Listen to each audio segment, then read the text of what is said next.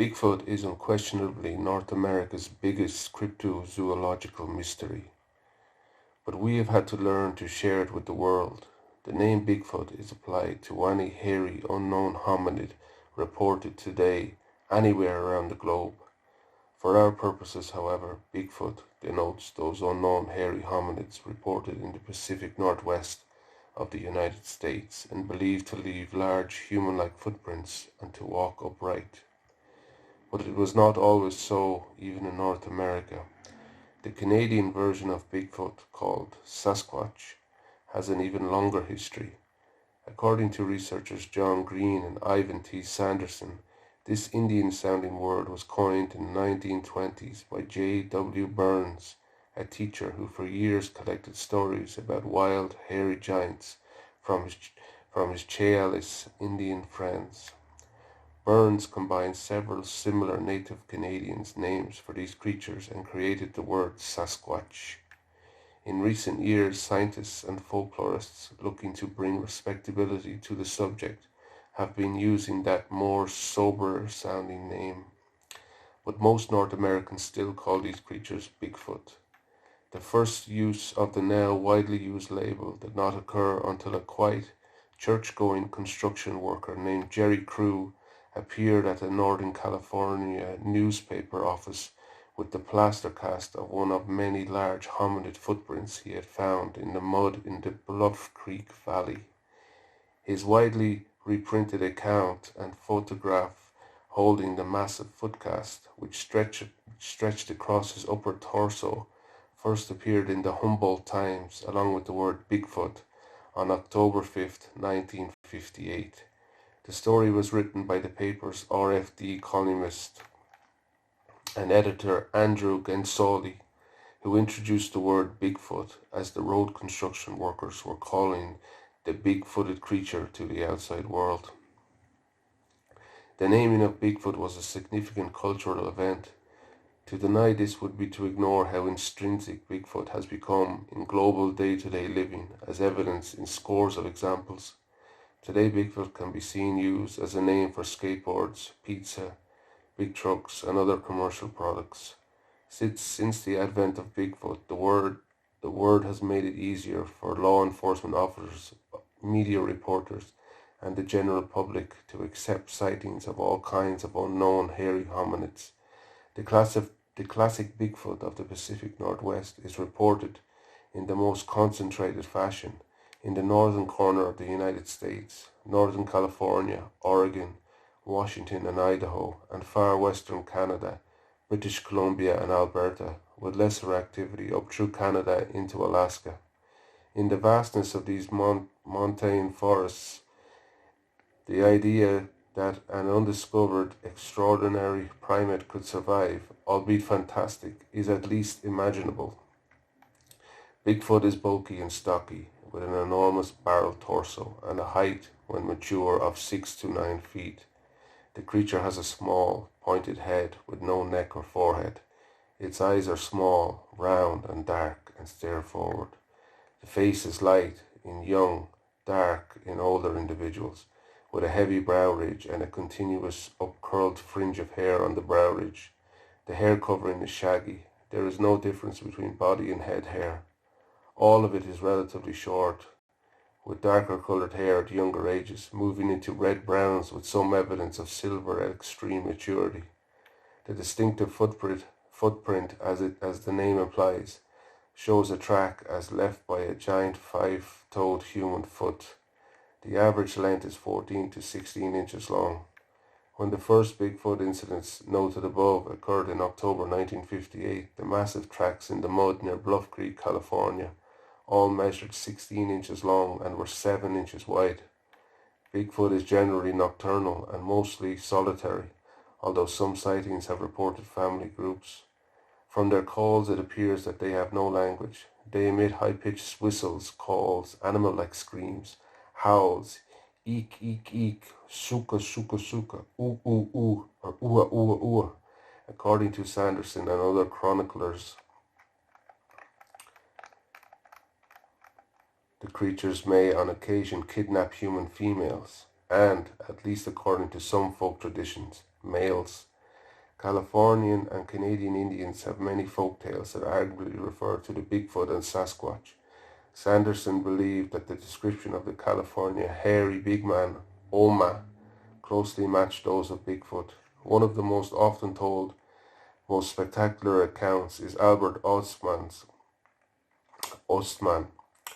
a British Columbia man, came forward in 1957 to recount an incident that he said had taken place in 1924 while on a prospecting trip to the head of Topa Inlet opposite Vancouver Island. He was gathered up one night inside a sleeping bag and after many miles dumped out to discover that he was the captive of a family, adult male and female, juvenile male and female, of giant ape-like creatures. Though they were friendly, they clearly did not want him to escape from their canyon home, and he managed to do so only after 6 days when the older male choked on Osman's snuff tobacco. Those who interviewed Osman did not doubt his sincerity or sanity, and Sasquatch investigator Green, biologist Sanderson, and Smithsonian anthropologist John Napier all reportedly wrote that his account was convincing and did not sound false. Late in the 1950s, Sanderson wrote 2 articles for Argosy, a men's adventure magazine, calling Bigfoot America's Abominable Snowman. He caught the American imagination, and hundreds of people wrote him for more details. Sanderson followed up with his Abominable Snowman, Legend Come to Life, in 1961, the first book to discuss Bigfoot Sasquatch in any comprehensive manner, and linked the North American reports with worldwide traditions of other hairy hominids such as Almas and Yeti. Among those who went looking for Bigfoot after they read the first Argosy article was Roger Patterson, a rodeo rider and author of Do Abominable Snowmen of America Really Exist, 1966. Patterson's searching paid off, and he, along with companion Bob Gimlin, filmed the most famous Patterson film of a large female Bigfoot on October 20th, 1967.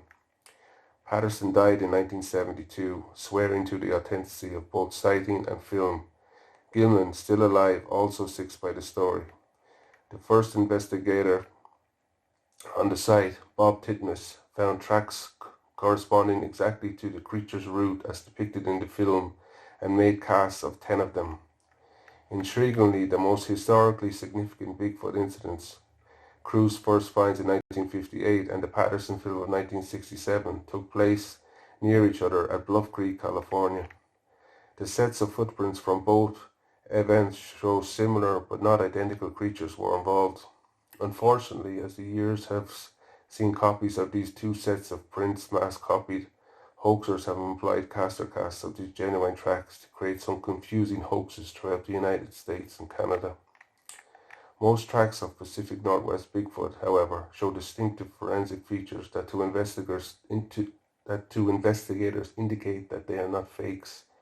The occurrences of tracks in remote, seldom traveled areas also argues against the hoax hypothesis.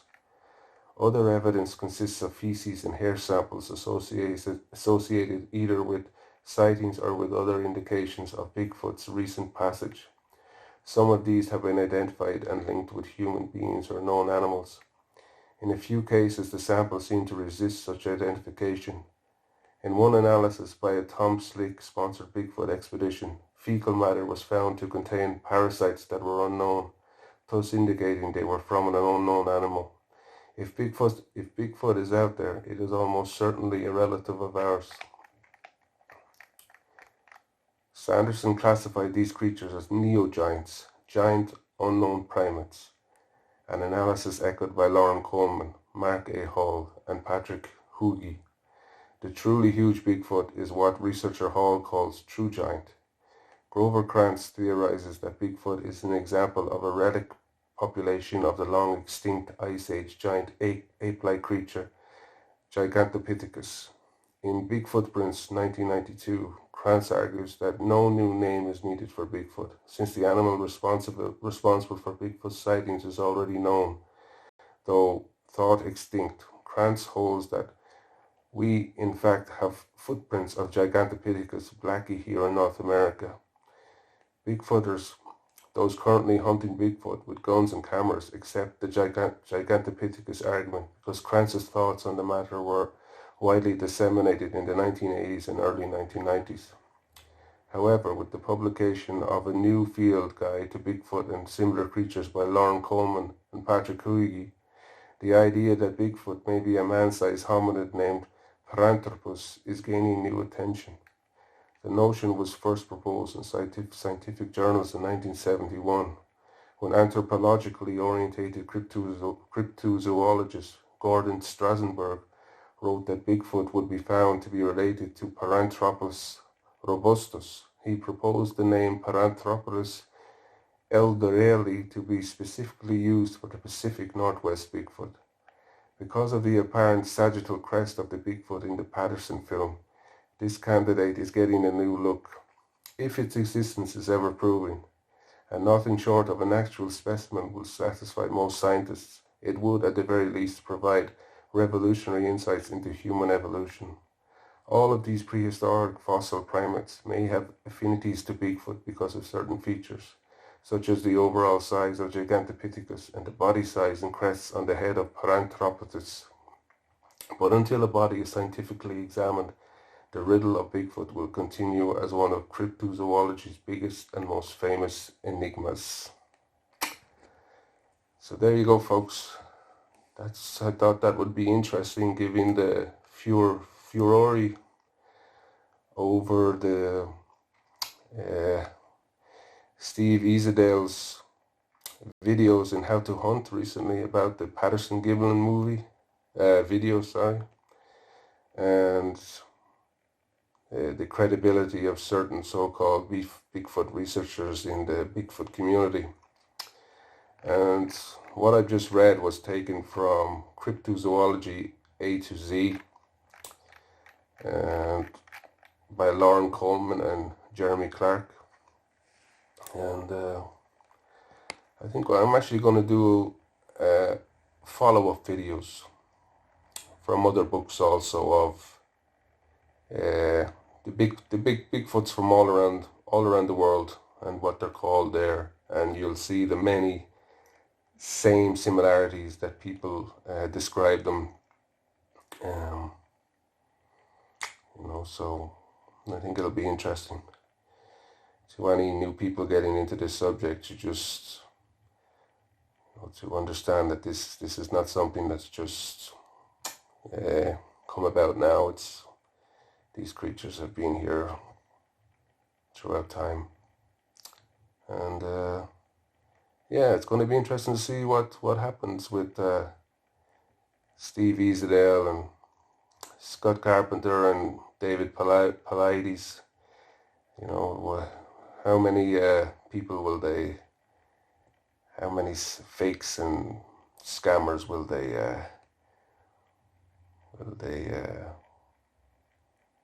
call out? So yeah, okay, hope you like this video, folks, and check out some more videos. Like I said, I'll make some more about these Bigfoot Sasquatch creatures from all around the world. So until next time.